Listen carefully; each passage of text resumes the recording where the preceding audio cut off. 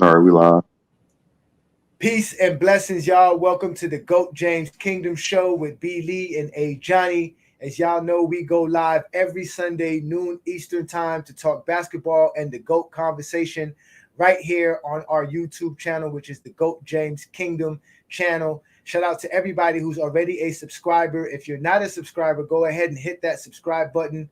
Make sure you hit the like button, the ring notification, and also share our content as Brandon and I will continue to drop bombs as basketball is coming right around the corner, gentlemen. I don't care that it's football season. We're basketball fans, so we appreciate basketball. We also like football, but basketball is right around the corner. We're less than 2 weeks away from the NBA season starting as far as preseason goes. So today's episode, we are going to be discussing the 2024 Lakers prediction. Are they still title contenders? Are they not title contenders? What are the Lakers' odds in winning a championship for the new season? So we're going to talk about the Lakers and everything that goes on with that. Shout out to everybody that's already in the comments. We see we have our GOAT James Kingdom member, John. Peace out to John. What's good, brother? Thank you for joining us.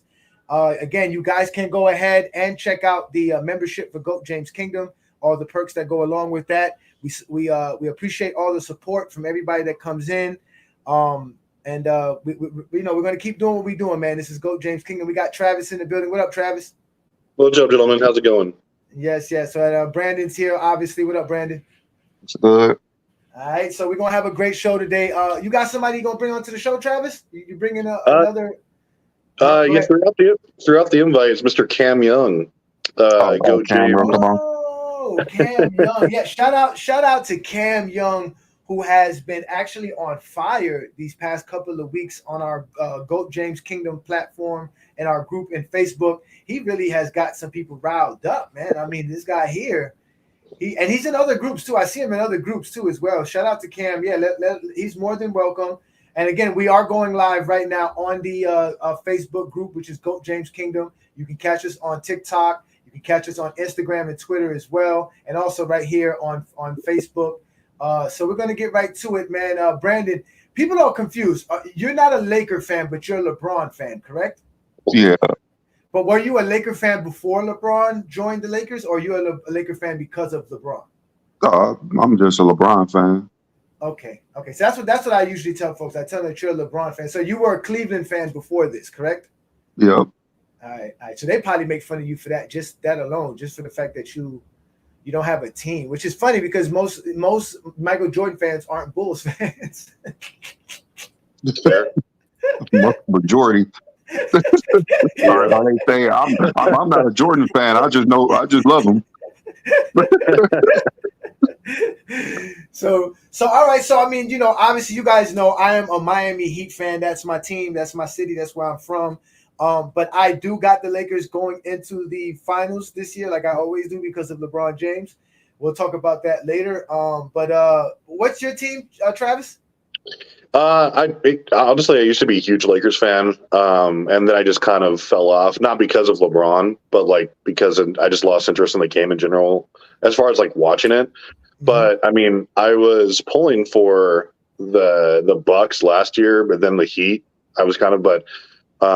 I mean, I don't really have a team per se, but I mean, I just appreciate the game right now. You got to, man. The game is great. It's a great game. Mm-hmm. So let's get to it then. Let's start with you, Brandon. The Lakers, they did some great moves during the trade deadline last year. They made some offseason moves. They re-signed some key pieces. They gave AD his extension. So is it still LeBron's team first, or is it AD's team? Who's the true leader? Who's the team going to be running around, LeBron or Anthony Davis? Well, it's still LeBron's team. He's the best player on the team. He was last year. He's going to continue. He most likely retire. Anthony Davis is great, but I don't think he could be the leader of a LeBron James team because LeBron controls the ball too much. So that's what I'm saying. So they're still going to run the offense around LeBron's transition ability to get in the paint and create basically offense that way by passing the ball and moving around. Correct? Yeah, that's just LeBron game. He's going to run the show like he's always done. He's a point guard, so that's what he's going to do. and he's gonna have the ball in his hand unless he chooses to allow somebody to run the offense for a little bit. But most likely it's gonna be LeBron when it matters, controlling the ball. All right. So, what's the starting lineup? What you say the starting lineup will be for the start of the season? It's gonna be D'Lo, of course. Then Reeves, LeBron. They're going to put Anthony Davis at the 4 and probably Christian Woods at the 5. I'm pretty sure that's what they're going to do. But they got Rui, and he's better than Christian Woods. But I just think that's going to be the 5 to start. But the best 5 will be Rui at the 4 and Anthony Davis at the 5. So that's going to be closing the game. All right. So what are your predictions for your Lakers then? Where did they go this year? Well, they was the best team last year. LeBron just hurt. That's why they didn't win. And they're going to be the best team if LeBron don't get hurt again.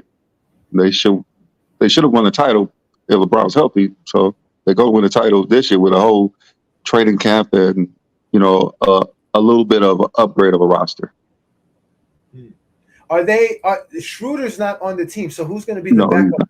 Who's the backup? With that Gabe dude from the Heat they got, I'm pretty sure he's gonna. Oh, Gabe Vincent. Yes, it was Gabe or Schroeder. So yeah, they got Gabe Vincent.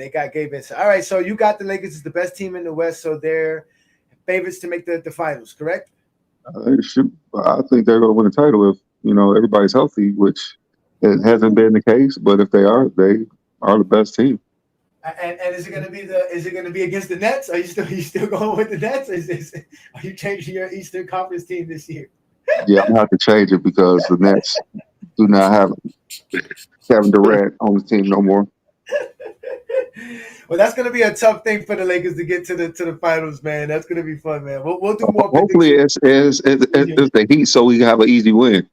Oh, here we go. Oh yeah, my God! Hopefully the Heat, so we can have an easy win again. Oh my goodness! I mean, they weren't a challenge to the Nuggets neither, man. Come on, man, leave my Heat alone, man. I'm rooting for the Heat this year because every time you say they're good, they end up almost being in the finals or being in the finals. But yeah, I'm rooting for the Heat this year. Heat and Lakers. All right, so Travis, what you think, man? What do you think of the Lakers' odds? We know they had a great run to end the season last year. They actually finished the season 10 wins out of the last 12 games. So they were really making a push. They were 43-39 last year. What's the prediction for you? What do you think about the Lakers this year? I mean, I like their roster. Like I said, I think they made some good moves. Gabe Vincent was a great pickup. You got a good mix of some depth. You got, Jalen Hood. You got Jackson Hayes. Jared Vanderbilt, I thought was an acquisition there. But they should have a good lineup. Like LeBron, Christian Wood, Rui obviously is going to start this year. But like Brandon said, it's really just incredibly dependent on health.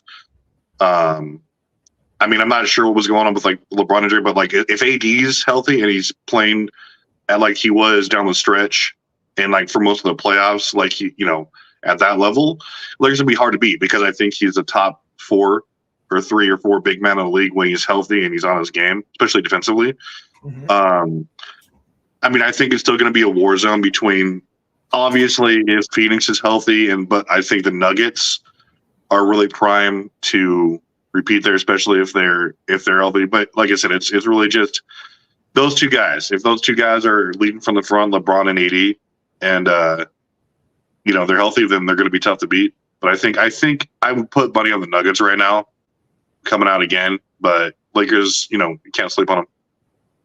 Yeah, the West is going to be tough because they still have the Nuggets, the defending champs.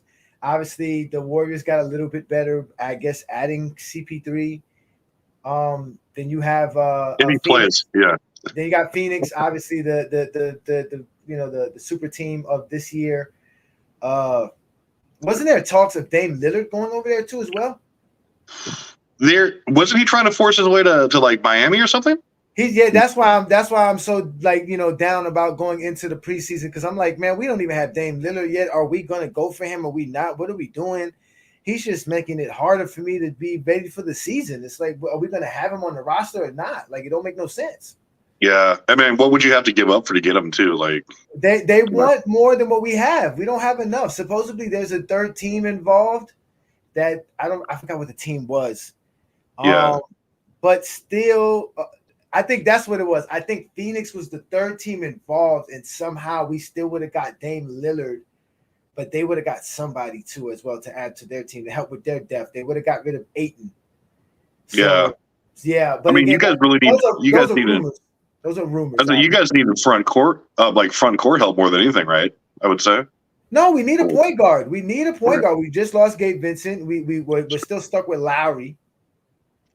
Oh yeah, that's true. Hero's coming back fully healthy. The team is still. I still like our team, but I mean, yeah, getting Dame Lillard would be nice so that we can, start preparing for the team. It's nice to do it now than to do it during the season when the season starts and having players confused or thinking whether or not they're going to be on the roster or not by the end of the season. Yeah, you want to gel for sure. Yeah, you want to, you want everybody comfortable, and Portland's not pulling the trigger. That's been an ongoing month like long saga. Like it's crazy. I mean, they actually want to return for him. Just don't want to give away.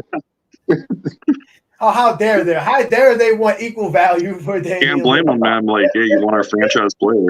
They ain't even close to that because they don't have nobody to trade because they don't want to trade their best players. So listen to the comments. We got our famous people are in the comments. Liddy is here. Liddy said Cam Reddish is trash, which I was going to bring up. Cam Reddish is actually a good pickup for the Lakers. And he just said here, Cam Reddish is in the 7th or 8th NBA season. Cam Reddish has only played 4 NBA seasons. He was drafted with the same class as RJ Barrett, right? They went to he was drafted with Zion and stuff.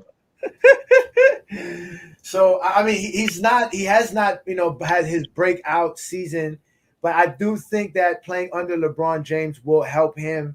He will understand his role a little bit more because that's the thing about playing in some of these teams and being a basketball player. Sometimes these guys end up on a team not knowing exactly what their role is, and the coach is not really defining it. Under LeBron James, Cam Reddish will flourish. I like the option of having him. He's a wing defender. He's a hustler. Him and Vanderbilt are going to be great for the Lakers. Mm-hmm. So I like the Lakers going into this year. Again, I like the parity for this year's NBA. It is really up in the air.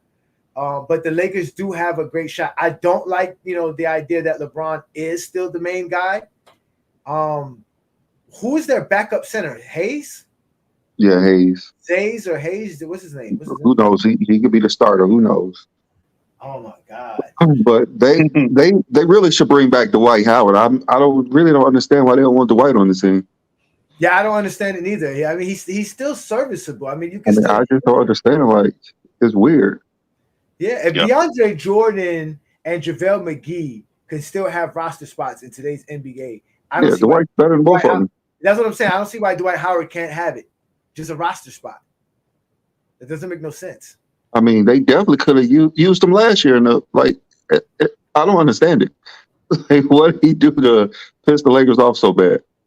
Yeah, the NBA has that thing, man, with certain players, man. They just I don't know what it is, bro. I don't know what it is. It said Dwight can only rebound and pick up fouls, but I mean, he's a strong 7-foot guy who rebounds and allows Anthony Davis to roam. No, but he can defend as well. He's a smart defender. He allows Anthony Davis to roam. Exactly. He'll exactly because Anthony Davis doesn't want to be that guy. Anthony Davis doesn't want to bang. And when he does, it hurts the Lakers because they need him to roam on defense. He's the damn safety, him and LeBron. That's how they beat the damn Lakers because both of them was roaming. I mean, they have a formula.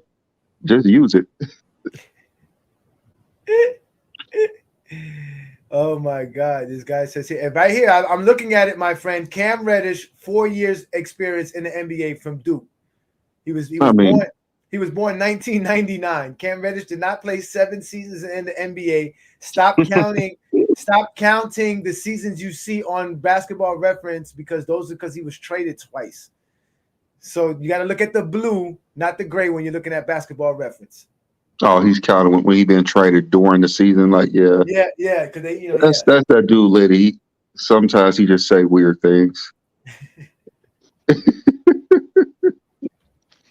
Pause. Everything. Pause. So, but I mean, I like the Lakers' odds this year, but I want to know: are they title contenders? Let us know in the comments, guys. Are the Lakers title contenders? If the Lakers do not make the NBA Finals, is that a failure? Are they still the champions? Are they still supposed to be the champions because of whatever reason? I mean, they was in the Western Conference Finals last year, so they should by default be title contenders. Emilio says we are contenders. John says they are contenders. Yes, it is a failure if they don't win it all. So some people are saying, I mean, that is amazing. If LeBron James is going to lead a team in year 21 at 38, 39 years old, and that team is still considered a title contending team without an all-star player on his side or all NBA player on his side, because no matter what y'all say, Anthony Davis has not made an all-star and all NBA in 3 years. There's nothing that says he will make it this year. They're in trouble, man, if he doesn't make it, because he has to, like you said, it's really going to be on, if AD misses like 30 or 40 games, they're like, Lakers aren't going to sniff the Western Conference Finals unless they're there. No, but I said, I mean, even if he plays 60 games, even if he plays the 65 to make the eligible, I don't think he's going to. It's whoever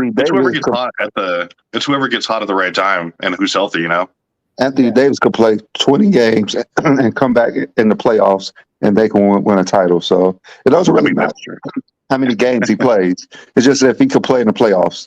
They showed last year that it's a matter of just making the playoffs. Really, you got to make it because it's wide open after that. Oh man, LeBron's gonna have to handle that. That's what I'm saying. The load of LeBron. What up, Cam? Thank you for joining us, brother. Oh, of course, man. What's up, fellas? Yeah, man. Cam? All right, first off, let me give you a shout out. We want to, send out a good appreciation to you for what you do on the Facebook group, man. You have posts that's reached over 1 million people.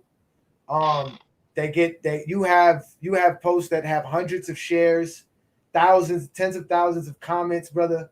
You get under their skin. You really do. And it's not your fault. All you doing is speaking facts. It's just speaking facts. So we always tell people they're safe in the comments, but you're on Goat James Kingdom. This is your platform, brother. You get 2 minutes, 3 minutes to let us know what's good, bro. I mean, yeah, man. The intention is never to, get under anybody's skin. I feel like the main thing is it's a combination between, speaking my opinion and, providing logic and facts behind it. And then exposing flaws in logic. I feel like a lot of times when people see a post and they're like, oh, this is a dumb post, but it's mostly like some of them are satire. And the point is to mock poor logic. So if you use logic for one player and I'm like, oh, okay, well, since you think like this, then this should apply in the same context. And then they're like, oh, this is a dumb post. And in reality, you're arguing with yourself at that point because I'm using your logic against you. So it's like, it's kind of a combination. It's never really intended to like.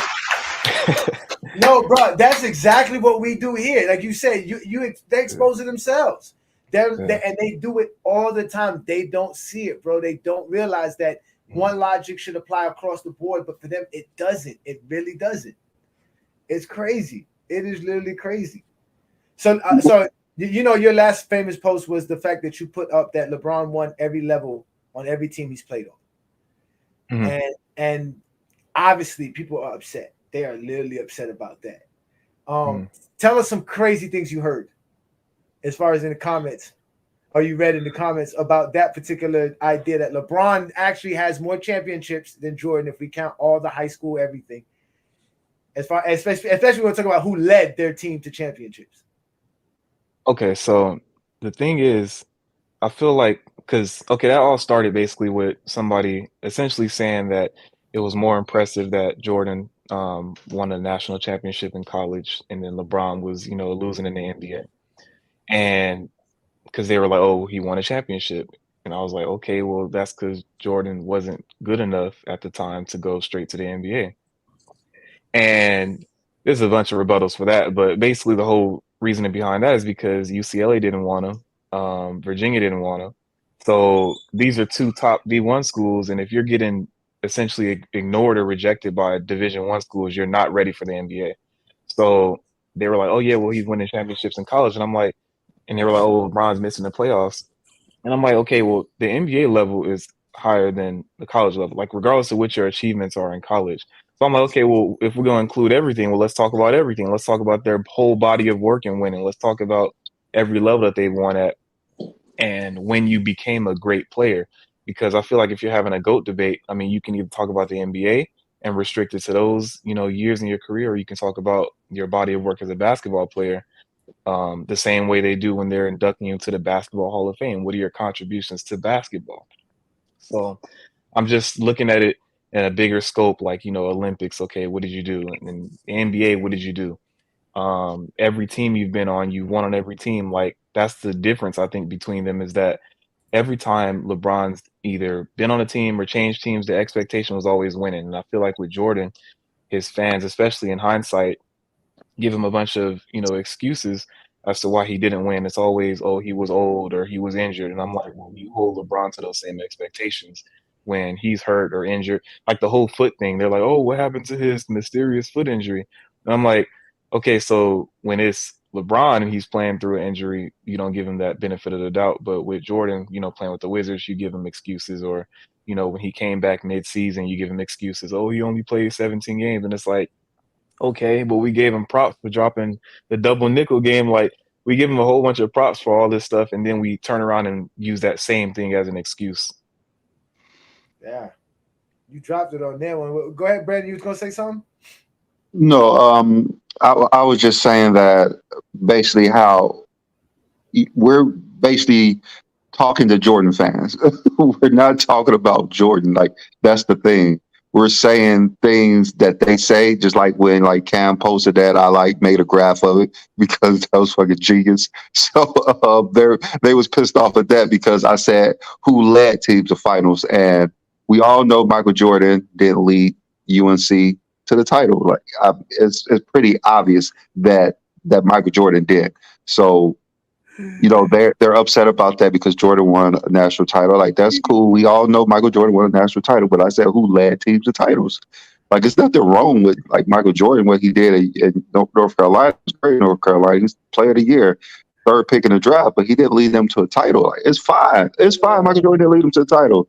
It's great. But LeBron has led more of his teams to, titles, which is funny because what Michael Jordan led the Bulls. And I just put he led both of the Olympic teams to titles, which he did. When you look at even though Charles Brock was probably the leading scorer on the '92 team, but the team went by Jordan. Then when you go with LeBron, he got his high school, he got his NBA, he got the Olympics as well. So I put Michael Jordan had one less teams led to titles, and they get upset because that's Jordan fans for you. I put up polls all the time in the highlight groups who had which title means more, Michael Jordan college title or LeBron James 2020 title. Of course, majority of them picked Jordan's title because the Jordan fans are delusional as hell. So I'm putting up all these polls, and they're like, Brandon, you're getting exposed again. Like, no, I'm making sure I let everybody know how delusional y'all are because you're saying that 6-0 is better than 11-1. Oh my God, that's in the what's it called group? Again, they kicked me out of that group again. Yeah, they keep kicking you out of the group. It's probably that Simon Ross dude, but and then I added today who had the better high school career, Kareem, Michael Jordan, or LeBron. I'm pretty sure a majority of them going to pick Jordan because Jordan fans are the most delusional fans that you ever found on planet Earth. And we're going to have a nice show about how delusional they are because they don't know basketball. Majority of them don't even know that LeBron James won gold medals. They say, how you say LeBron won 2 gold medals when he only won like 3 bronze? Like, that's how delusional they are. They don't watch basketball. They say ridiculous things constantly. They always calling me on Facebook and sending me messages. They're just weird individuals. I don't even know if both of them even seen Michael Jordan play.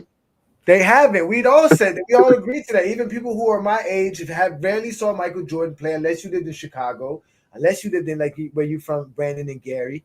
I mean, but look at it now. They're already asking Cam how old he is. What does it matter how old Cam is? He's obviously speaking with some kind of logic and intelligence and rationale. He could have been 12.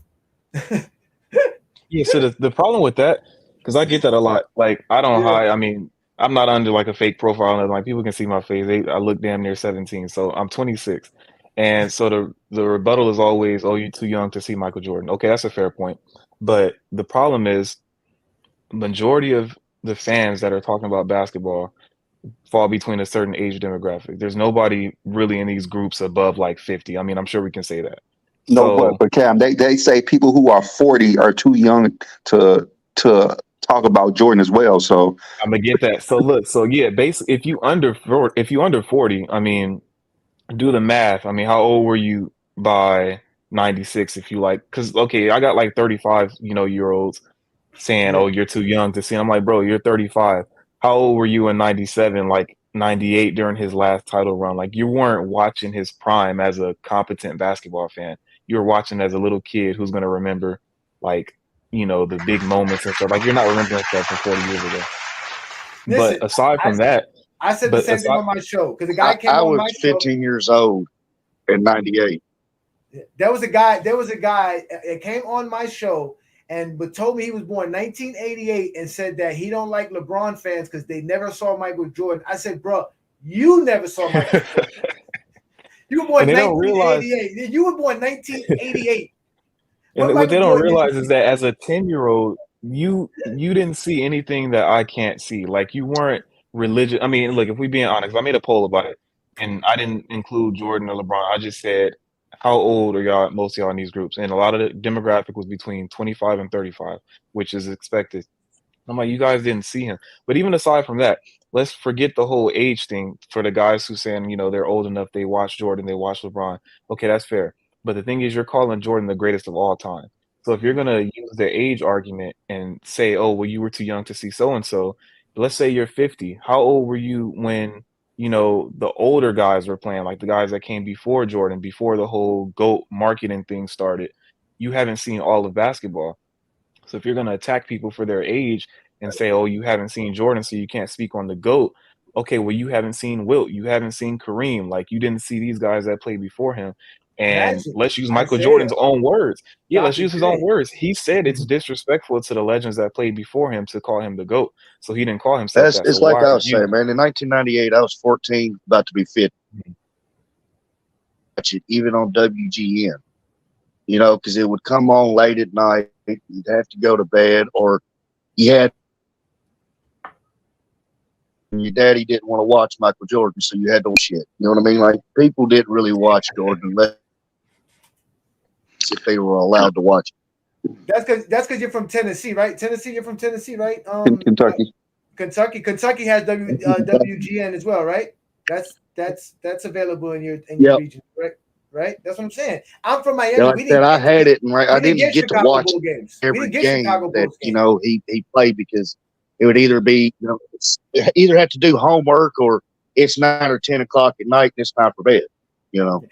Now I would say this though, I do believe there was a point in time, unless you were in your 20s at that time, and even then you're still Jordan every game.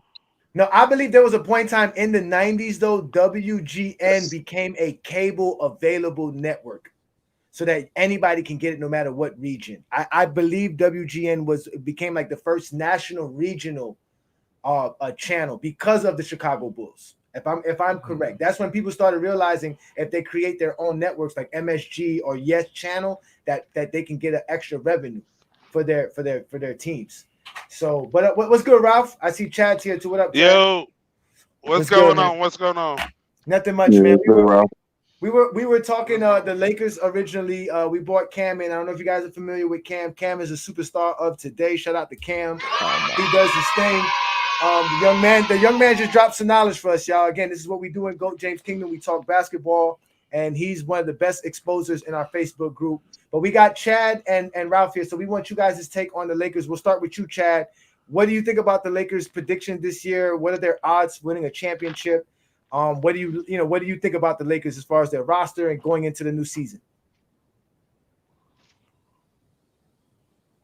Chad. Yeah, I can hear him. Or is it me? I can't hear anything from him. Oh, you not hear me? Oh, okay, we there can we now. go. We can hear you now. What was the question? The Lakers. We're talking about the Lakers and the prediction of the Lakers. What do you think about their chances this year? Are they title contenders? What are your your ideas of the odds of the Lakers going into this new season? Well, I mean, of course, I am a fan of LeBron. I want to hope that they go to the finals, but I mean, it just really boils down to if LeBron and AD can stay healthy. If they can stay healthy, I don't see why they couldn't make it to the finals. So they just got to be healthy enough to be in the playoffs. That's what Brandon said. But can they make the playoffs if one of them is not healthy throughout the season? I don't think so. I think LeBron is so old that he can't carry the burden through the whole season, and AD is too hit or miss for me to put any kind of stock into it. I agree with you on AD. I don't have AD in my top 10, but what do you think of that, Ralph? What do you think of the Lakers' odds this year, man? They did a good job during the trade deadline. They re-signed some players during the offseason. They got some new players during the offseason. What do you think the Lakers' odds are in winning and in general and all of that? I think the Lakers did some good moves and everything. My thing is, it's like if you have an AD playing that center position, he's gonna take a lot of beating, and that's gonna play a role in his health.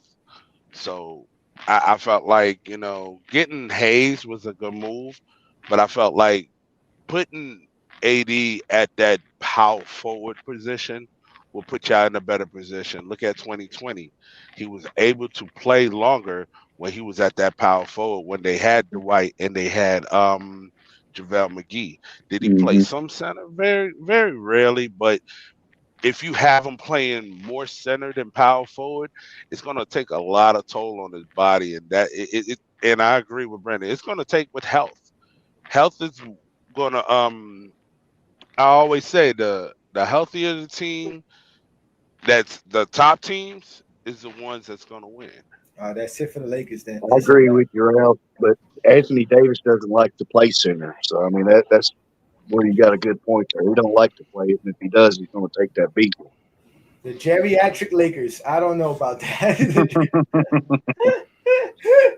Okay, also him playing center takes away from his game as well because he's not allowed to roam and do the things he want to do on the defensive end as well. That's why I felt like even at center last year, he did play very well on the defensive end. Like he was one of the top defenders last year in my eyes. But I think I agree though. If he's at that power forward position, he can be even better at on the defensive end. But they already agreed that he won't be playing center, right? Yeah, that's apparently this year. That's why they got two big men for him. Right, because they need to bring back Dwight. Yeah, but they said he doesn't want to, and Ham said, "Yeah, I agree. We're not going to use him that much at center." I know they got what you call it from New Orleans. Who's the other center? Yeah, Hayes, and then they got and Christian Wood. Christian Woods. Oh, Christian Wood. Even though he's not a real center, but he's another big man. And then they got a rookie. What do y'all think about they got a rookie big man. Okay. Well, I mean, AD doesn't want to. So if he doesn't want to, I don't like it. If he doesn't like the idea of being a center, I wouldn't want him to be the center. I think he just doesn't like defending other centers because offensively at center, he looks elite. Like he's a mismatch for a lot of centers. I feel like if you put him the man lies about his height, so he doesn't be called a center. The man's 7 foot tall, but he says he's 6'11" because he doesn't like the center position. He doesn't like it. Yeah. I know he doesn't like it, but watch him up against other centers. Like he's a walking mismatch. I feel like he just doesn't like to guard other centers. He has trouble guarding other big guys. But I don't know. I mean, I like him at power forward, like you said, because he wants to play it. But if you're putting him on the outside, like stretching the floor more with AD, I feel like you kind of take away from his game offensively. Yeah, I mean, I don't know, because again, the game is kind of a little bit different. There's not too many people that bangs, in the paint, but I do think it does. I don't think he likes guarding bigger centers, and there's still some big guys in the league. There's still some good. Probably like 5 at the most. Yeah, I don't even think it's 5. But Cam, what is your team, Cam? What is your team that you root for, so we can know that? And then, what do you think of the Lakers' odds this year? Yeah, I'm a Miami Heat fan. This guy's just the best right there. Let's go, Heat, baby. Yeah, man.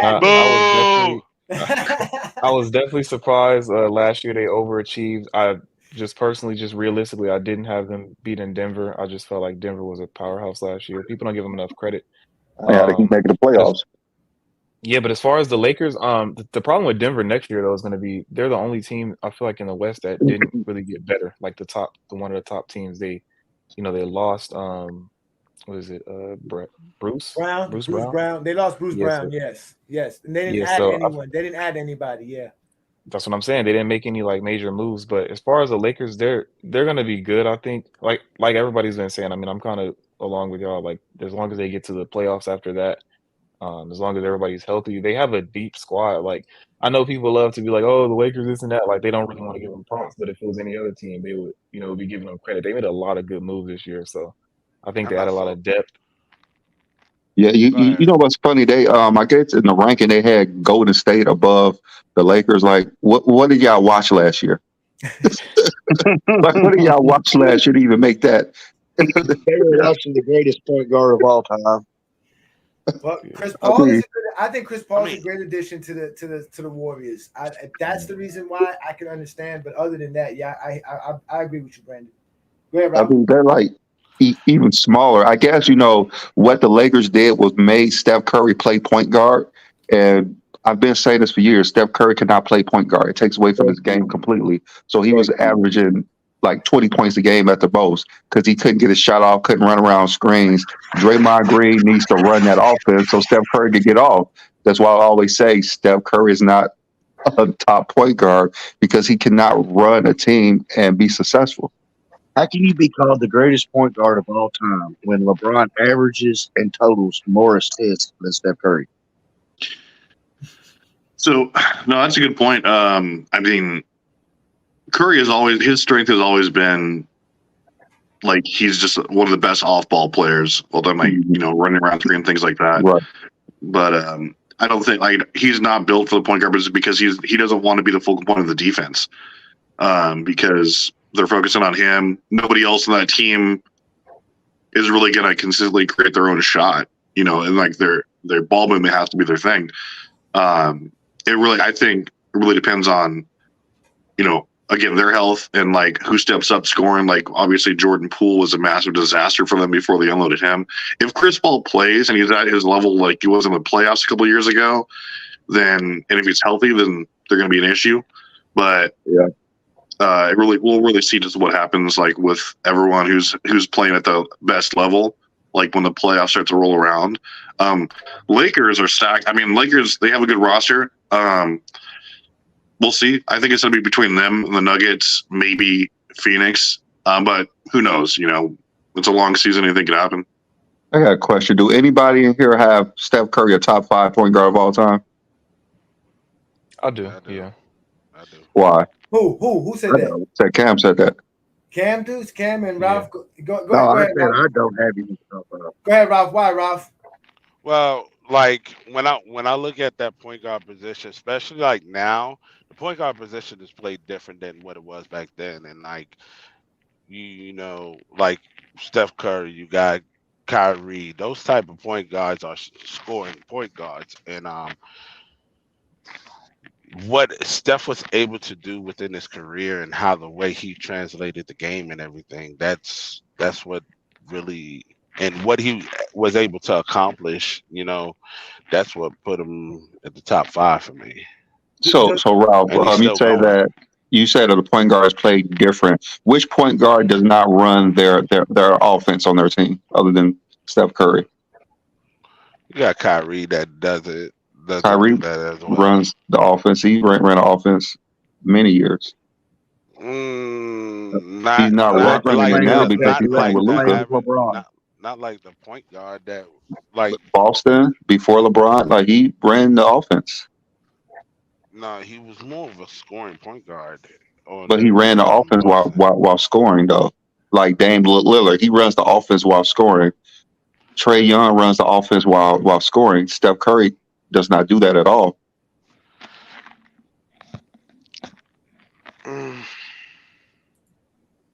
I see where you're going with it. No, so my question to you is, Ralph. So is Stephen Curry a top 5 point guard because he is listed as a point guard, or because of his ability as a point guard? That's my question. Because he's listed as the point guard. I mean, so what about Jerry West? So then why can't Jerry West be top 5? Because he's listed as a point guard as well. Is he? Yes. Yeah. I mean, if you argue he's Jerry better than West Stephen Curry. I mean, if you argue that Jerry West is a top 5 point guard, I mean, you won't get no pushback from me. No, I'm just saying. Okay, Ralph. Who is your top 5 point guards? I haven't made a point guard position, but I do have Magic and Steph up there. I do have that. Isaiah. Okay, Oscar. Let me get that list, and I'm gonna get back with y'all. Oh, come on, Rob. You gotta get off your dome. You gotta get off your dome. No, I'm not doing it off the dome. No, we're not doing that. I've been on this show long enough to understand y'all too. We're not doing that. All right, you're not talking to a rookie right now on this show. Nah, we're not doing that. All right, Cav, did you say Steph top 5 too? No, he's not. I think Steph is top 5. I think that you say Cam or Chad? No, I said Cam. My bad. Cam. Oh, I'm sorry. I think in today's game, like you said before, is because he's listed as a point guard, and I feel like that applies in today's game more so than it applied when Jerry West, because his era, or the era that he's playing in, is positionless basketball, and I feel like it's with a lot of players who do different things and affect the game in different ways. You have to classify somebody as something. Like Tim Duncan, for example. If we classify him as a center, he's not top 3. I mean, you can keep on going down the list. You got Shaq, you got Wilt, you got there's so many names. So we classify him as a power forward so we can give him the proper recognition, I would assume. And it's the same way with Curry. It's like he's a great player. I mean, I don't think anybody's denying that. He's a top 5 shooting guard before a point guard. I can't list him as a shooting guard just because his role, I think he's still Draymond Green primarily, I guess, runs the offense, but I feel like Curry has his way of orchestrating the offense off the ball.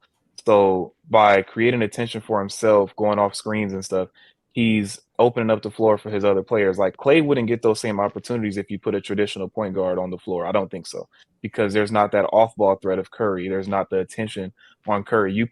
Let's say you take Curry out the lineup and you start Chris Paul with Klay Thompson. Klay Thompson does not drop 37 in a quarter.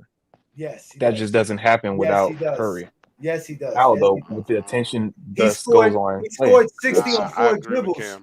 The dribbles don't matter, though. The point is that the reason he was he didn't need no one, but he didn't need nobody else. He don't need nobody. You just said all you need somebody to be able to pass him the ball, and Klay doesn't physically need anybody else. But the fact that there's attention on Curry opens up Klay's game. No, I'm saying no. What Klay would need, what Klay would need is the same thing that Stephen would need to have the same impact in quote unquote gravity.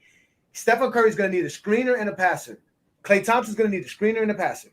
Either way, they're going to score. Now, the difference between Klay Thompson and Stephen Curry that makes Stephen Curry the better player is that Klay Thompson cannot score off the dribble and create. I agree with that. Stephon can. So you have a more variety ways of scoring with Stephen Curry, but the notion of the off-ballness of what Stephen Curry does off the ball, you are Klay Thompson. It's the same thing.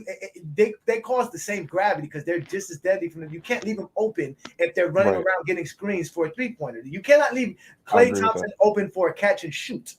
That's what I agree with that. But I'm not comparing Klay and Steph. I'm comparing Stephen Curry to another point guard. So I'm saying, I want to ask you this, though. I get what you're saying there. But I want to ask you this: Is Stephen Curry with exactly what he does? Forget the positions, but for what he does, is he a better shooting guard with what he does, or a better point guard?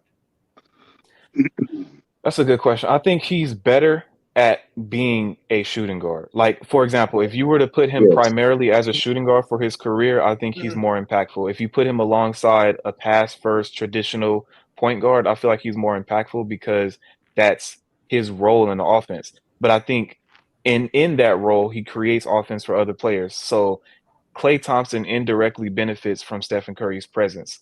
I feel like Dre can, stand at the top, because a lot of times he's bringing the ball up or he's standing at the top of the key and he's directing traffic, but Curry's movement creates so much attention. So, like, for example, I don't think Stephen Curry is a great passer. And I feel like a lot of times when we see, guys with high assist numbers like 7, 8 assists, we like, oh, they're good passers. They're not good passers. They're great offensive players, and they create so much attention that they get other people open, like James Harden. When James Harden was averaging 10 assists a game, it wasn't because he's a great passer. It's just because he's so dominant offensively that other guys just magically get open because there's so much attention on you. And I feel like that's what Stephen Curry does. He draws so much attention off the ball, and his movement is what opens guys up like Klay, like KD. KD was able to just jump into offense and just score like seamlessly. That's not going to happen with every player. And the reason it happened with him is because Stephen Curry's effect. That offense is catered around him. Dre runs the offense, but that is Stephen Curry's offense. I guess that's what we've been saying, that, he's not the point guard because of that. Like you say, he won, like Klay wouldn't score 35 points if Steph wasn't like there. But if Steph Curry was the point guard, Klay Thompson may not have scored those 37 points because Steph won't be able to get him the ball because he's not able to run the offense effectively. Like I've been saying this, and we've seen that in the playoffs when the Lakers made Steph Curry a point guard. You saw his value decrease as a basketball player on the court. He was not able to get his shot. He wasn't able to do a lot of things that we thought a point guard should be able to do. Ralph, the same question applies to you, Ralph. With what we know Stephen Curry does on the basketball court, would you say he's a better shooting guard or a better point guard?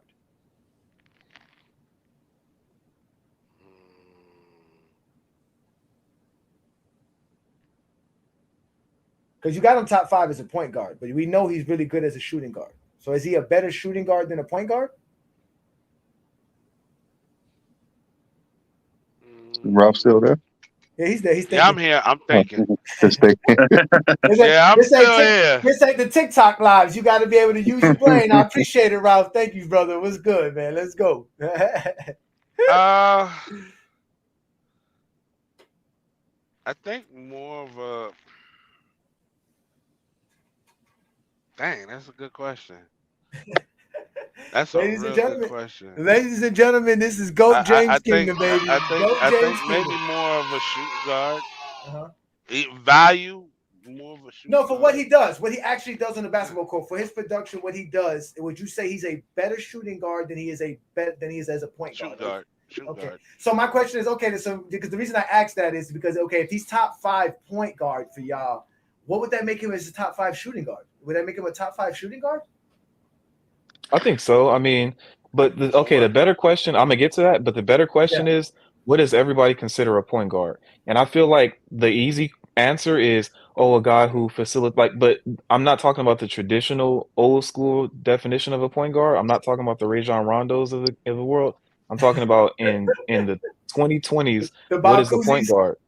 Yeah, that's what I'm saying. Like, I mean, I feel like a lot of times when people say traditional point guard, that's just a fancy way of saying somebody who's a great passer and can't score. And I feel like once we start to redefine that and tell people what a point guard is in today's game, the simple answer is I don't know. Ben Simmons is a point guard and he's 6'10". LeBron is a point guard, he's 6'9". Stephen Curry is a point guard and he's a scorer. Like, there's so many different aspects of being a point guard. Then you got Tyrese Halliburton averaging 20. I think the thing that most people say is someone who runs the offense. That's what the point guard is supposed to do. What does that mean? A ball facilitator, somebody who creates the one that brings the ball up the court and puts the offense in place. And sets the offense. Yeah, that's basically what a point guard has always been. And like you said, like, it's different today, but all the players that you name outside of Steph Curry does that. Right. I think with Curry is that he has the luxury of a Draymond easier a top 5 shooting guard than a top 5 point guard. No, I think I agree with you there, Chad. I agree. He would be more likely a top 5 shooting guard than a top 5. I would have him top 10 shooting guard easily. I don't even know about top 10 point guard. But I think the thing about the positionless basketball that we have to understand is that when we say positionless, it means that you can't, just because you're 6'9" doesn't mean you can't beat the point guard. You understand what I'm trying to say? Like that's what it was before. Like the thing against Magic was your point guard has to dribble a lot, right? So you want him closer to the floor. You want a short guy that has short dribbles, quick, right? You want to get to your possessions faster, right? So that was the idea of a point guard, and that's what they stay traditional to. That's the traditional idea. There's traditional size, ability, agility that a point guard needs to have. But the difference is that you can still have a LeBron James be your point guard as your small forward, or you know what I'm saying, and have other guys do other roles. Your center doesn't necessarily have to just be a rebounder. He can be a joker. He can be a ball facilitator. So that's what the positionless basketball means to me, is that just because you are a center, that doesn't mean you're restricted to the center role. You can actually play outside of your role. Just because you're Stephen Curry as a point guard, you don't have to necessarily be the guy who ball facilitates. You can still be the scorer and be a great scorer at that. The thing is that yeah, go ahead, Ralph. And his playmaking ability is very it's top notch. So that's another notch in his belt to where, as a point guard as well. That was an argument that I got on TikTok with live last night. I was telling Brandon that I don't see how Stephen Curry's considered a playmaker because of his off-ball movement. I think people confuse off-ball movement as playmaking ability, and it's not. But again, we had to talk about the word gravity because that was something that people like to bring up. Brandon, have you ever heard of the term gravity while you was playing basketball? Not really. Okay, because I told him I've never heard that term before. It's a new term to me. I don't know why gravity is a big logic, but Ralph knows because he's on TikTok. It's a big thing on TikTok. Shout out to Crash. Crash comes on Friday Night Exposure. He brings it up. He loves Stephen Curry. Bring it up, Ralph. What makes Stephen Curry a great playmaker because of that gravity talk? I know that's what it's going to be about. The gravity, when you say like the gravity of Steph Curry, it's like, the tension, like Kim was saying earlier, the tension that he creates, like from the defense that he gets to where's your main focus, like when it comes to the offense, it's a lot of focus on him. So it does free up other players to be able to score at an easy rate, like Klay Thompson,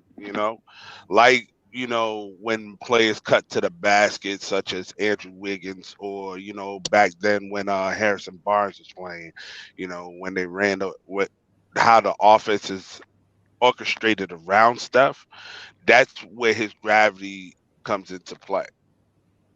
Okay, and you agree with that, right, Cam? Yeah, I mean, when you draw attention on offense, that inadvertently creates opportunities for your teammates. And I don't feel like you have to necessarily be the person passing them the ball to create that opportunity. I feel like, because we see it with LeBron. I mean, we're being honest, LeBron's at the top of the key. There's 5 guys guarding him. Not in a literal sense, but there's 5 sets of eyes on him. 5 eyes, exactly. The eyes. And that's the Stephen Curry effect. And that's where his playmaking because I feel like playmaking isn't necessarily passing. Playmaking is creating scoring opportunities. So by him moving around the court, he's creating scoring opportunities for every single player on the court. Draymond Green is a wonderful, point guard or, facilitator or playmaker, but his opportunities come out of Stephen Curry. People are literally leaving him open, and his man is guarding Stephen Curry at times. So why weren't they successful without Klay Thompson? You said why weren't they successful when what? Without Klay Thompson. I mean, that's just, you can ask the same question about any team. You take away their second best player, why aren't they successful? I feel like it's a flawed question. No, right, hold on.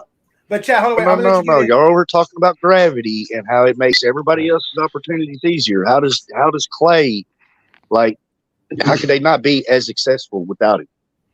Because let's take your replacement. The Bulls were even successful without Jordan. Right. 65 games won. That's pretty good. It depends what you mean by success. It depends what you mean by success, but for me, the reason I feel like it's flawed. Let him talk, Chad. Let him go. Go ahead, Cam. No, I mean the reason I feel like the question's flawed is because you take away Klay Thompson, who's undeniably the second best player. So when I say elevating your teammates, if you're elevating a C level player to a B, that still might not be enough to win. But Klay Thompson is a top, like in his prime, he's a top shooting guard in the league. I'm sure nobody disagree with that. So if you're elevating him, that's a championship caliber team. If you're elevating his replacement, you might not make the playoffs. That's not an indictment on Stephen Curry. I feel like it's just basketball. I think Klay Thompson gets a bad rep because Stephen Curry gets a lot more praise than need be. But Brandon, let me get your take on it. What do you think about him being a playmaker? Does that make is that what you call a playmaker? Somebody that draws like like they said, the attention as far as eyes go? Of course not, because Kobe and Jordan draw everybody to them. But Chad, I didn't even think about that, but that's an amazing ass point that we're saying that he opened up a lot of stuff for his team. That's why he's a playmaker. But when Klay wasn't there, which is is one of the reasons why Steph Curry is open a lot, they didn't make the playoffs. Oh, you can't really debate that. I said the same thing. Travis, what do you think? Is Stephen Curry a playmaker due to, now mind you, I think Stephen Curry is a playmaker because of his great dribbling skills and the fact that he's a good passer. He's not a great passer like Cam said, but he's a good passer. I don't think he's a great playmaker. I think he's a great scorer. No, I said a great playmaker. I would say that he is a playmaker, meaning that he's serviceable. You can put him in that position. He's just not great at it. What do you think, Travis? Is Stephen Curry a great playmaker due to what they call quote unquote gravity? And are you familiar with gravity? Is that something that you've heard before? Because again, this is something new to me. I haven't heard it until TikTok. No, yeah, that term's been around a while. I mean, they used to say about Jordan in the 80s. Yeah, so I mean, the whole gravity thing. I mean, some of the better examples of that would be like, Shaq in the early 2000s. He had, I mean, if you want to say gravity, like you had literally entire game plans around stopping one guy. They were going to take their chances with the outside shooting because, otherwise it's going to be a guy dropping 40 on you at a 65% clip. And so I feel like Stephen Curry is the same way, but just like in the perimeter. When you have, it's to a different degree, but yeah, when you have a defense that's going to be tailor made towards stopping primarily one guy, that's like Cam said, perfectly said, it's going to create opportunities for other guys. And to some degree, it's going to elevate their game, at least statistically, because they're going to get better opportunities and better looks because you're not going to have 5 different guys who can consistently create their own shot when the scheme is going to make sure that one or more of them is open because you're going to get consistent doubles and whatever else on traps on one guy. Is he like the best playmaker? No, for sure. I mean, I think he's serviceable, like you said. He's going to get his numbers, and he's good at hitting the open guy and recognizing his core vision is pretty good. I don't think he's the best passer ever, but as far as like the grab, like you said, I think if he were technically listed as that shooting guard, then it's an entirely different conversation. I think he's better suited for that. But as far as like the gravity thing, like Cam said again, it's just like when you're elevating, like when there's a lot of focus on one guy, then that's what it means. It's like all people on the floor are always, like you said, the LeBron, like on top of the key, you're going to have the eyes on him so they can react according to what he does. And that's the same way it is with Curry. And it has been ever since he became arguably like the best marksman in the history of the game. So I have a question. Would you guys say that Steph Curry is a better point guard than LeBron James? No. In the sense of being a traditional point guard, no, because LeBron has a better court vision. No, as you put into his Stephen Curry in the top 5 point guard list of all time, this is LeBron James. Brandon asked a simple question. Don't start doing the traditional point guard nonsense. Tell us, show us. What you think, Ralph? I mean, I think he's better at being a point guard than Curry. I mean, he's better at running an offense than Curry. So if LeBron was listed as a point guard his whole career, he would be a top 5 point guard? Sure. Cam? Yeah, I mean, I think this is, to answer the first question, yes, LeBron James is a better point guard than Stephen Curry. He's just not listed as one. So, but that's more so the gap. That just shows us the gap between LeBron and Stephen Curry, and pretty much LeBron in the field is because he's so much better at something he does second. Like he's a passer, he's a top passer, he's a top scorer, and then you put that together, he's a top playmaker. So I feel like that it just more illustrates the gap between him and Curry. But to go back to your initial question, as far as why is Curry a top 5 point guard, just going by listed positions, because I mean you can classify LeBron as whatever, he's the greatest player ever to me. But if you're saying why is Stephen Curry a top 5 point guard, I think everything is in totality. So it's not, once we start to separate things and talk about different topics, it's easier to like bring him down and put him lower because, oh, well, does he play make? Or what about with Steph, like without Klay Thompson? I feel like in totality, Stephen Curry is, for his position, he's top 5 at his position. I got you. Cam, I'm going to need you to like stop being well spoken and stop dropping facts. First off, I want to get their perspective on why Stephen Curry isn't, as opposed to me explaining why he is, because I feel like when I look, I hate the eye test thing, but I just think he's a great basketball player. He's listed as a point guard, and by extension, he's a top 5 point guard. Well, I don't think none of us think that he's not a great player. Like, we all probably have him in the top 15 or close to it. Like, he's in my top 10. Yeah, we think he's a great player, but what we're talking about point guards is different because he doesn't, like, he's the only player in the league who listed as a point guard who doesn't really play a point guard position. But I think that's just like how the like general public view Steph Curry. Like, we all know that he's like he could be the best player in the league, but we wouldn't say he's the best point guard in the league, like just like that. Yeah, no, I think Brandon and I are both agree the same that we just don't think he's actually a point guard, even though he's listed as a point guard. We just don't think he is a point guard. We think I see him as a shooting guard. And to be technical with you guys, I think he's not even the best point guard on his team. So that's like why I wouldn't have him top 5. Now, if you were to talk about him being a top 5 shooting guard, we can have that conversation. He's one of the greatest scorers, one of the greatest shooters of all time, if not the greatest shooter of all time. As a shooting guard, without a doubt, Stephen Curry. That's what I'm saying. He's still a great player. He's still a great player. The only thing I would add to that, Johnny, is that. Oh, sorry. The only thing I would add to that is that I think this is the point that Cam and I were probably trying to make a little bit. Is like he's the same shooting guard in the same way that, not a perfect example, but Oscar Robertson is like obviously arguably a top 5. Stephen Curry is just like Jerry West. No one considers Jerry West to be a point guard because of Jerry West's shooting and scoring ability. Nobody believes that he was listed as a point guard. Everybody thinks he's a shooting guard, and that's the same thing with Curry. That's what I thought. Now Ralph. Oh, real quick, Cam. Don't worry about. I love the Jerry West talk, man. Don't worry about Travis, Cam. He's just mad because your mic is louder than his. So yeah, I saw that. I'm like, what the hell? Pause. But Ralph, you were saying something about Stephen Curry being number 4. So again, will LeBron James be top? Would he be top 5 if he was listed as a point guard his whole career? If I had him at point guard, I would probably have him at 2. Number 2. If I put him. For me, like I LeBron is, to me, is the greatest point guard of all time. He's the greatest point forward of all time. He's the greatest small forward of all time. The reason that LeBron James point guard to Brandon LeBron is a point guard. I've always said LeBron's a point guard. The reason LeBron does not average more than 10 assists a game because he averaged 27 points a game. Right. That's why he doesn't average more than 10 assists a game. Okay, so I see what Brandon's point is. So you're viewing it a little bit differently than I am.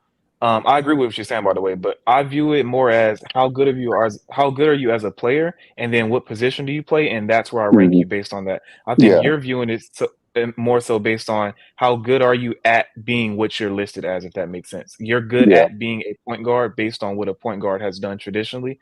I'm viewing it as how good of a basketball player are you, and what position do you play.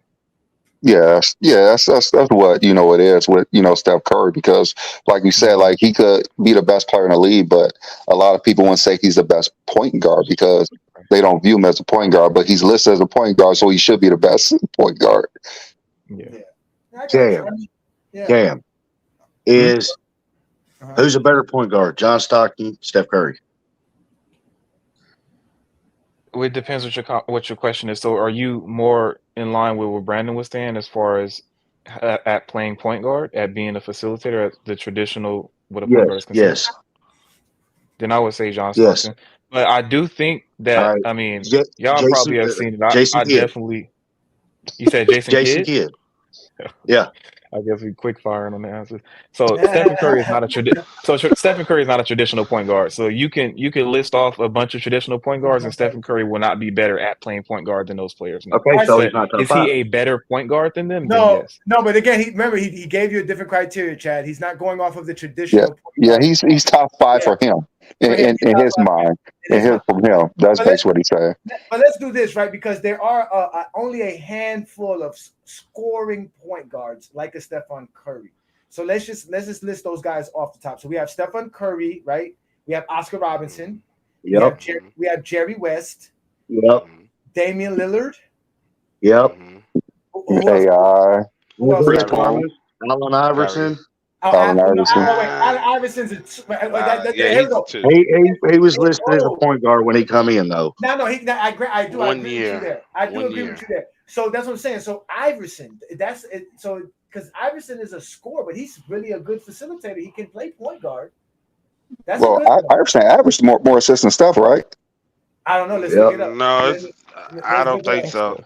I don't think so neither. I don't think so. I don't believe he did, but because Steph averages 6 assists. So, but let's look it up. But I'm just okay. So all right. So let's just add Allen Iverson. So we have Allen Iverson. What other top scoring? No, they actually average the same. I'll say 6.2, the same. So probably some Chris Paul out there. Chris Paul's not really a scorer. For a short time, he was in his career. He was earlier in his career. He was deadly. Like I said earlier, his career, and when he wants to, but. I don't know. I would never say Chris Paul was a scorer, though. Nate Archibald. I wouldn't say that. Nate Archibald. We got Russell Westbrook. That's a good one. Thanks, Chris. We got Russ. We got late 80s. James Harden. Is James Harden a point guard? He played point guard. When he averaged that 36 points a game, he was a point guard. He was. Late 80s Magic. Point guard. He does have 2 assist titles and 3 scoring titles. So to be honest, James Harden always been a point guard. Even with a point guard that 36-point season. Yeah. You could say, you could say scoring one. So I mean, you could say go ahead, Travis. Oh, sorry. You could say late 80s Magic, like when he became the first option out of necessity. Penny Hardaway's a good option too. Yeah, Penny. Stephon Marbury, Steve Franchise. Yep. Franchise. Oh God. Yep. So that's not that many. Dylan Brooks was pretty mean early in his career too. Dylan Brooks. Ooh. Dylan Brooks. Devin Williams. My bad. Darren Williams. Oh yeah, Darren Williams. Darren Williams. Yeah, Darren Williams. I was having a conversation with somebody the other day, man. He was trying to tell me that he wasn't the top point guard in his prime. He was. Isaiah Thomas. Isaiah Thomas was a scoring point guard. He was. Yeah. He was. Yeah, we don't call him out. Yeah, we haven't called. Yeah, I mean, so again, I guess Stephen Curry again. Stephen Curry is not a point guard. I mean, he does have the skills to be a point guard. We just all agree it's not as great as his scoring. And I guess this is my thing. For me, playmaking is dribble ability, right, which is your ball handling skills, your passing and screening. Those are the playmaking aspects of basketball. No matter how much any one of these guys run around, somebody has to set screens for you. That's how you're actually getting open. That's why you have the gravity, because someone is setting a screen to get you open. And the team has to pay attention to when you're open. And not only that, you have to put the pressure on the ball handler so that he can't make the right pass. Because like Brandon said, if I can't get you the ball, doesn't matter how much you're running around and you're open. If I don't get you the ball in the right spot, right where you need it at for you to get a quick shot off, it doesn't work. So at the end of the day, it's passing, screening, and dribbling. That's what I consider playmaking. So that's why I got into a lot of TikTok trouble yesterday, because they couldn't understand that. And then they tried to show me a bunch of Stephen Curry plays while Huh? What happened? Oh, that was you screaming. They tried to show me a bunch of Stephen Curry plays with Klay Thompson and Kevin Durant on the floor, talking about the gravity Stephen Curry's pulling while those guys are on the floor. And they were ignoring every screen that was being placed on the basketball court. They were literally telling me, oh, I know this because of my eye test. I said, your eye test don't see a screen. This is why I don't trust your eyes. Look at the guy setting the screen. Look at this guy setting the screen. That's a one-off type of situation, though. I mean, that's like arguably the most stacked team in history. I can say a nightmare. That's what that was, a nightmare. The best, I'd say the best facility. There's no precedent to how you play defense against something like that. So for you to bring that up, that's what I was trying to say. Like, there's no precedent. How do you? Yes, of course, Stephen Curry has eyes on him. He's one of the greatest players to ever play the game. You got to watch him, of course. But still, he has to run around screens. If somebody's not setting a good screen, he's not getting open. If somebody's not getting him the pass right, he's not getting the ball. So the playmaking is not Stephen Curry running around. The playmaking is literally the other guys. But again, Stephen Curry is his stamina is great, right? So that helps him out. He can outrun anybody. So he can run all game long. So you gotta give him kudos for that. But I would tell you this: who's better, Reggie Miller or Stephen Curry off the ball? Curry. I don't know about that. I'll give you this. Look, if anybody who disagrees, I have to agree with Travis. Yeah. But anybody who disagrees, I'll ask them this question: how many players, right? Like, not let's just say off the ball. How many players are commanding a box and one? The fact that you have to run a box and one on Stephen Curry, you can't do it. Lets me know that he's. You couldn't do that against Reggie. You can't do it. But that's what separates him, though. But I'm saying, but Reggie caused teams to really go crazy because when Reggie was running around, and Ralph could attest to this, he was a problem. You could not leave Reggie open at all. Yeah. He was, you know what I'm saying? Like the whole push off against Mike. Everybody was saying he had to push off to get, but he was running around screens, and that's why Jordan didn't stick him. That's why you had to get somebody who could run around with him. And he was smart. He was a very savvy player. He knew. Pippen didn't even guard Reggie because he ran around too damn much. Jordan wasn't going to run around all game with him. Like Reggie even said it. Like Jordan hated to guard him. Like every time Jordan was on him, he scored because he would run around 15 screens on one play, and Jordan was like, "I'm cool with that." Hamilton. It's like you could go ahead and guard that. Ray Allen, Allen the same way. Kyle Korver, JJ Redick, all these guys. You know what I'm saying? Dennis Scott, Dale Curry. All these guys, they were good, but no offense ran like Reggie Miller offense. Like those guys got open, but Reggie Miller was the focal point of running around screens every single play. So your best player could never guard Reggie Miller. And Reggie Miller shot like 12, 15 times a game, but you're going to be exhausted chasing him around. Yeah, and people used to wonder why they had Dale Davis and Anthony. What was it? What's the other Davis? They had the two Davis. Antonio Davis, Aaron McKee, Dale Davis, Rick Smits. They had all these big. Yeah, they had all these big front court guys. Guess why? Because those guys used to set screens all day long for Reggie Miller. That was why they got them for. And then they got Mike to make sure he gets the ball. Yeah, I mean, go ahead. I think what's a good thing too, Halsey. It's like there's very few. Like you said, kind of earlier, Johnny. There's very few players today who are just altering the game, like with their passing and vision. Like you said, it's just like it's a matter of like getting them open. I'd say the best facilitator, quote unquote, and passer right now is Joker. I mean, like he's literally, you got to watch him offensively, but like he's just so good. Like he probably has the best court vision of anyone in like the last 10 or 20 years that I've seen. And like, he can create shots at will. Like he's like a guy you don't even see open. Like he's transcendent at that too. Well, as you said, like not really commanding like the same kind of gravity, but you have to watch him for like a variety of reasons. The gravity. Yeah. And also getting back to the Reggie Miller and Steph thing, how you say who's better off the ball. I would say Steph because Reggie Miller needed to be almost completely wide open because he wasn't taking anyone off the dribble. If you get Steph Curry one-on-one, that's good enough. He's going to score if you get him one-on-one. But if you leave him wide open, he's a better shooter than Reggie Miller as well. But if you get him one-on-one, he's going to take you to the hole. He gets you off balance. Reggie couldn't get you off balance. Reggie barely even drove to the hole. So Steph Curry. So Brandon, are there any better did he ever dunk the basketball in the NBA? He did a few times. But what did you say, Cam? No, I was asking in your opinion because what I'm getting is that you don't classify Stephen Curry as a point guard. So, but I'm saying, are there any better scoring point guards than Stephen Curry? Lillard.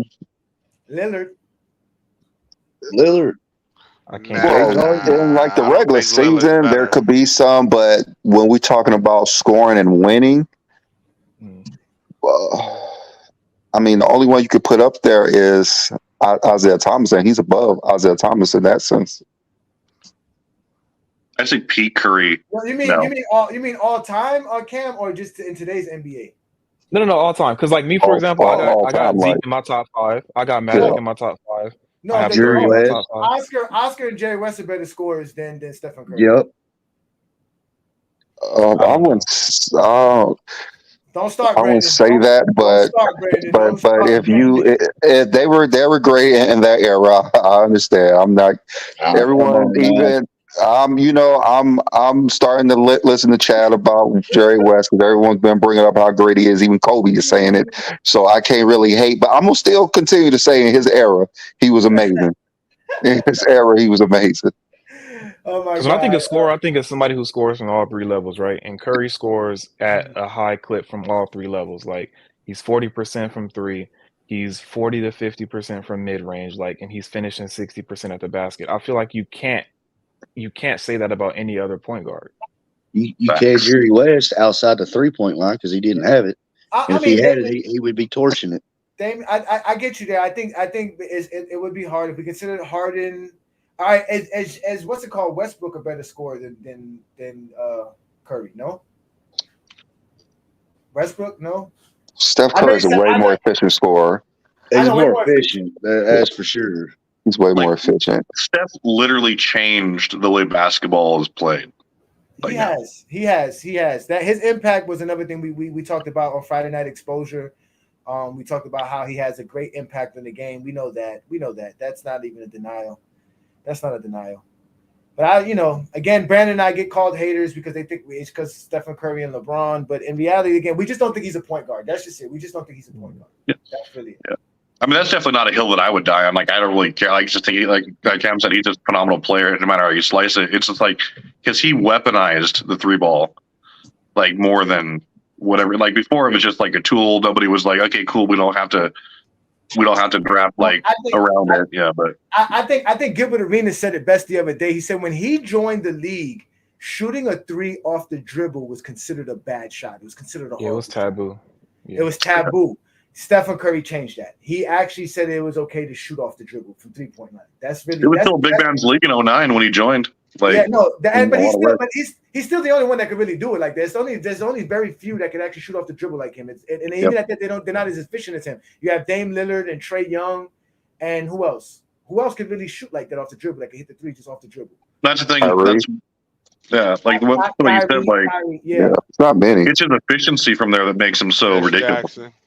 Yeah, and for me, like if I have 10 point guards that I think are better than Steph Curry as a point guard.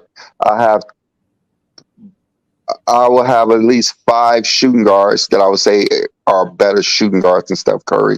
But of those 15 players, Steph Curry's probably 4th of those 15 players, like third or 4th. Like that's how great Steph Curry is. I just can't list him as one of them because he's not either one.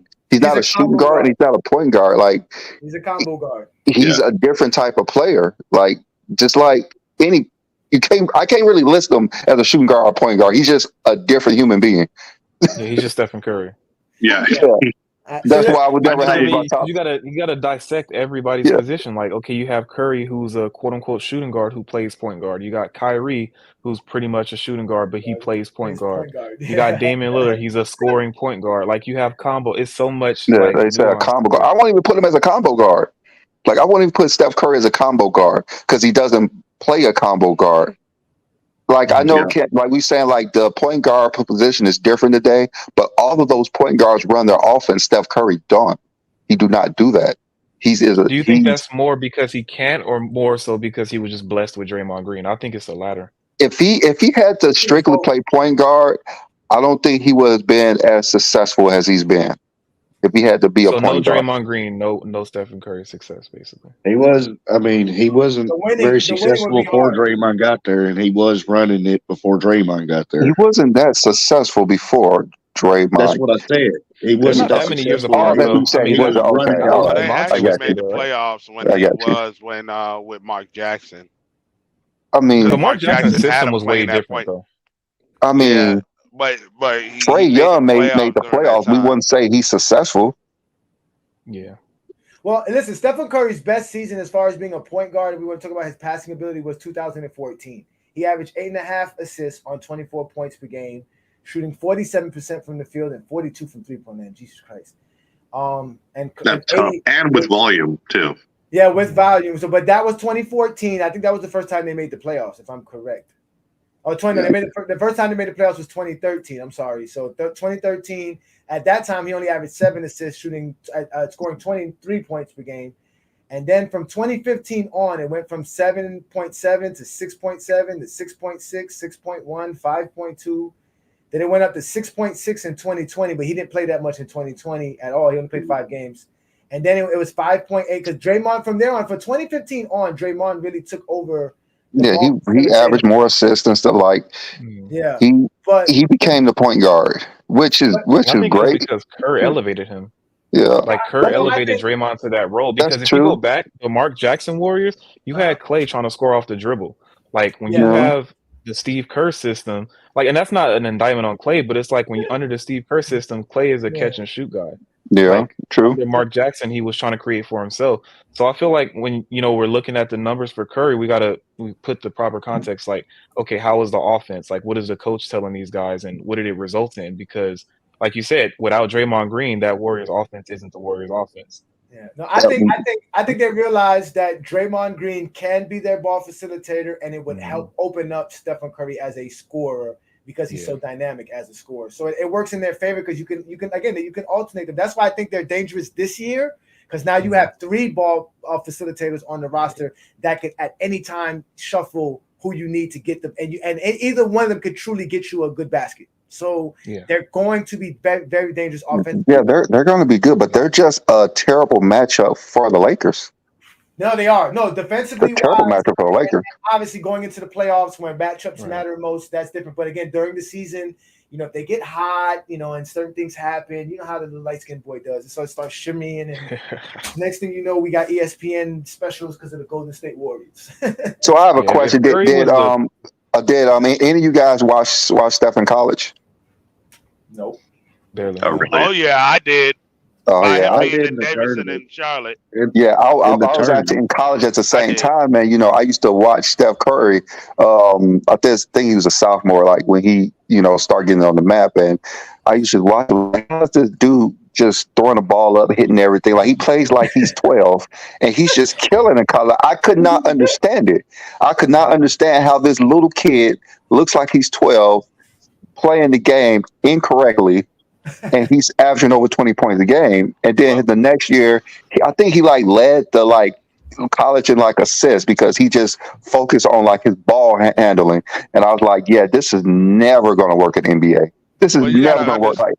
I used to love watching Steph Curry in college. Like I used to tune in all his games and watch his games, and just I can't believe this kid is doing what he's doing. And then when he got drafted, what did you say, Ralph? Now, by me being in Charlotte, I seen him when he was 10, and he was doing this then. Like when he was playing in AAU and the rec league, the dude was playing like this then. So I mean, like what y'all seen in college and in the pros, I seen it a long time ago. Yeah, I was like, this dude is fun to watch, but he's garbage. I don't know how he's going to be in the NBA. Like this dude, he's fun to watch. Like I think he made it to the Sweet 16. Like I didn't just playing like a kid basically. So the Knicks want to draft. Though, whoever drafts Steph Curry is going to be the dumbest team in the league. This kid, he's too little. He cannot play in the NBA. And then his first year or two, he was decent. He got hurt a few times, and then this dude just took off. I was like, damn, I was completely wrong. This dude worked with a game. Well, if he would have came to everything. If he would have came to the Knicks, you gotta understand we had Dan and Tony. That's the reason why he wanted to come there to run that type of offense. And I feel like if he would have ran that type of offense, he would have flourished in that instantly for his style of play. Yeah, I was dead wrong. I was dead wrong. I was dead wrong on Wade too. I thought Wade was gonna be trash too. So hey, Brandon, you would have been right Brandon, you would have been right if he would have drafted to the Knicks. He would have been, his whole career would have been messed up because he went to the Knicks. Now we're not doing that. We're not doing that. All right. So before we get up out of here, guys, I wanted to bring up a topic because we brought up the Jerry West stuff and obviously the whole transition of the positions. The other day, Rick Barry said something about how he felt that if he had the treatment and all the stuff that the players have, all the luxuries that they have today, that the players of his era would actually be greater. So let's start with you, Brandon. Do you believe if Jerry West, Oscar Robertson, all those guys had like the masseuses, the charter flights, the cooked meals, and all of the luxury of being an NBA player today, they would be greater basketball players? He said he would be faster, quicker, and stronger. That was his words. You know, I talked about this a few times. Like they were great in that era, but today, players are just like bigger, more athletic, things like that, and you can only do so much with what you're working with. For instance, I talk about Jerry West. Jerry West, he's like 6'2", 6'3".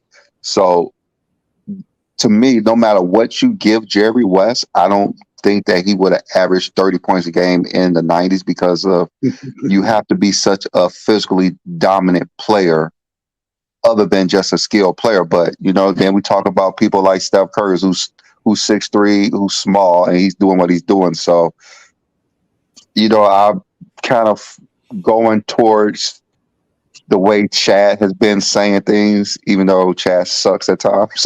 But that's the thing, right, Brandon? Because that's what he's saying. He's saying if Jerry West has the trainer, yeah, right? Like the team trainer. Because remember, there's a team doctor, all of that stuff. Does he end up having the physicality on top of that, on top of the skill? They might be right at times. You got Dame Lillard, who's only like 6'2", and boy averaging 30 points a game. Allen Iverson, 4 scoring titles, 6'30". So Jerry West, he averaged.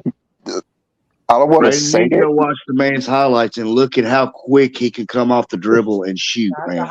Jerry West's highlights do not do him justice, so I'm not going to look at his highlights. Those do not do him justice. Look at how there's not many of them. There's not many of them. They don't do him justice. Many, but if you look at what I'm telling you. Yeah, they don't do him justice like you're saying about Pistol Pete and all this other stuff. Yeah, if they were devoted like they were in their time to today with everything, it could be different. You don't know Pistol Pete was doing mathematics to get the right trajectory so the ball could go. Yeah. Travis, what do you think of that comment? What do you think about Rick Barry saying that they would be stronger, faster, and quicker, and just be as good as players today, if not better, because they would have the flights, the treatment that players get, and the luxury that players have today compared to back then? He said they used to rent cars to get to their games. Yeah, I mean, hey, props to like them, like they had to go through a lot, but I don't think that. I think there are some, like in any era, there are some guys who would translate very well to today. Like I think O-Rob would be a menace today if he had everything working for him, just because you could tell that, like, even if you give all those same things, like the skill level of like some guys is just better than others. Like there are players who are just better than others, regardless of like the medicine and like whatever. He has the size too. He has the size to play today too.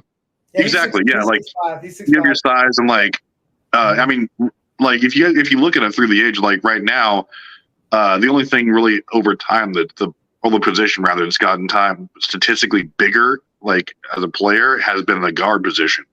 Like big men have actually gotten smaller statistically. That's just from like a height weight. But I mean, like, I don't think that they would have been better than today's players, but I think that you have some specimens or some outliers who would be. We definitely put up numbers today. I don't think Jerry West would be a 30-point per guy today. Just because I think that there would be a lot more ways to defend him. I think he'd still be great, but I don't think he would be the focal point of an offense. I think he would be. I mean, it's just tough to say exactly like who would do well. Like, would Wilt be a menace today? Sure. But yeah, he probably would average 50 points a game. Forget about it, bro. What do you think about that, Cam? What do you think? Did you hear what Rick Barry said? Are you familiar with Rick Barry?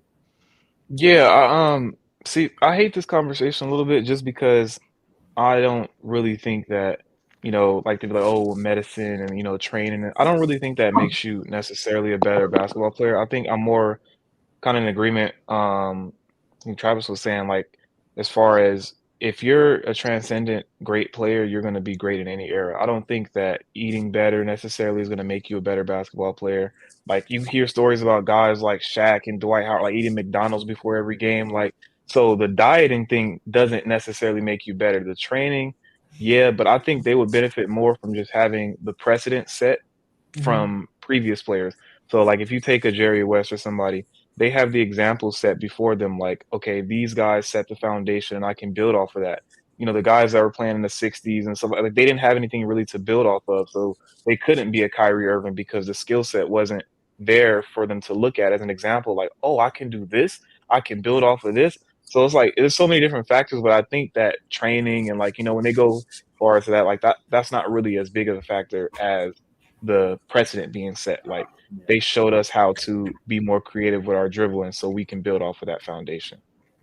I got you. But they used to smoke and drink in the locker room during half times, right? Let's bring that back.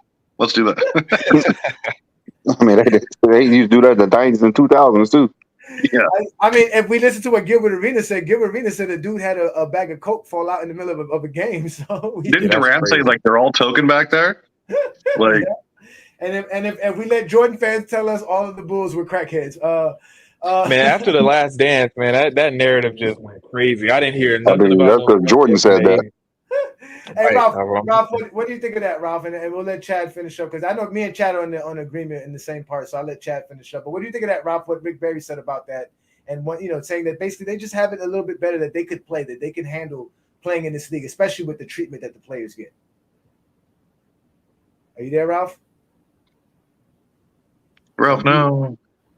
Ralph's on mute. Ralph's on TikTok Live. My bad. What?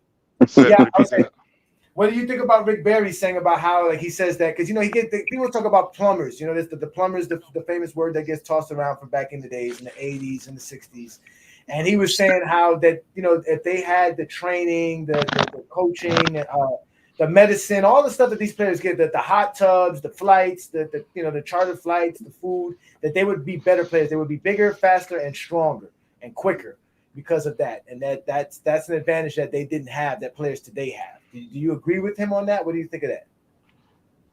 I do.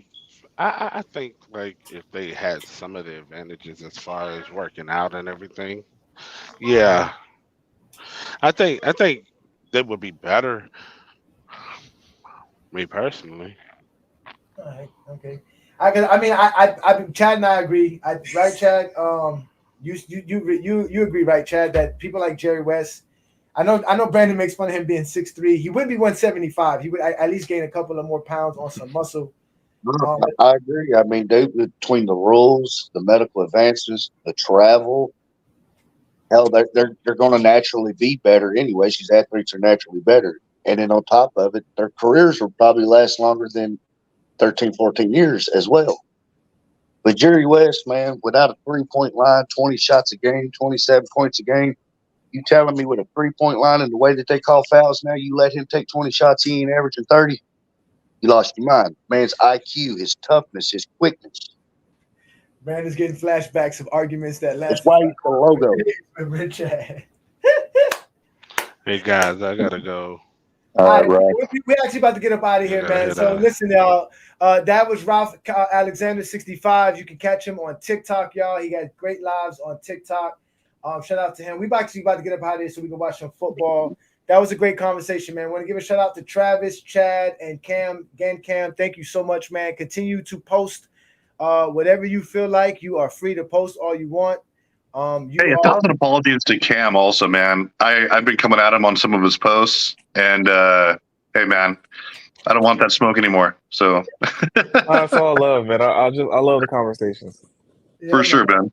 Is this the first time you caught one of our shows, Cam? Have you been catching up what we do on every Sundays and stuff like that? Ironically, like I think yesterday I saw a clip. I think Brandon posted. It was basically going into detail a little bit about illegal defense, and I was like, oh, okay, like what is this? And then I saw his logo at the bottom. I'm like, okay, that's what the the group is for. Yeah, I didn't notice you guys did a weekly show, but that's dope. I definitely want to come back if y'all want. Yeah, appreciate it. Yeah, no, yeah, we'll definitely send you the link. You are more than welcome. Again, GOAT James Kingdom is here to represent basketball and the greatness of basketball, and obviously the greatness of LeBron James, the GOAT of basketball, the greatest of all time. I wish we could get other Jordan fans like Cam, if that makes sense. But that's why we got you, Ralph, and Yeah, We're talking to Clay. Get Clay to come on. Get Clay to come on. They won't come on.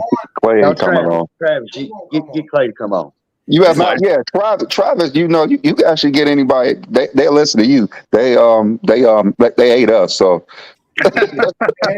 Now this is the funny thing, right? Because I was making fun of these guys because we do a show on Sunday afternoons and we do a show on Friday nights, right? But supposedly these dudes who want to talk to Brandon and I all day long say that they work on Sunday afternoons and Friday nights. And as Cam said, if you in your 30s, majority of these guys are in their mid 30s. If whatever you've been doing your whole life, you've been a failure. If you cannot have the weekends off, I don't know what you've been doing. I don't know what's been going on in your life to where you working a Friday night and a Sunday morning. That means you are the bottom of the totem pole at your position or whatever job you possess. I don't know. Savage. I'm just saying. Listen, I'm 42. I remember working at late nights and working the weekends when I was about Cam's age. Right? You know what I'm saying? Because I had to earn my seniority. I had to earn my position. Like I tell people now, I get paid for what I know, not what I do. It's a difference now. I've earned that position or whatever. But anyways, y'all, it's been a great show. Shout out to everybody in the comments. Please make sure you hit the like button and share. Check out the membership for GOAT James Kingdom. Check us out on the Facebook group, GOAT James Kingdom, TikTok, GOAT James Kingdom, Twitter, GOAT James Kingdom, IG, GOAT James Kingdom. So this is where we are. You got Brandon, the sports analyst. You have Johnny, the exposer. We'll be back next Sunday. Gentlemen, we're going to want your top 10 players going into 2024. Okay, you can base it off whatever criteria you want to.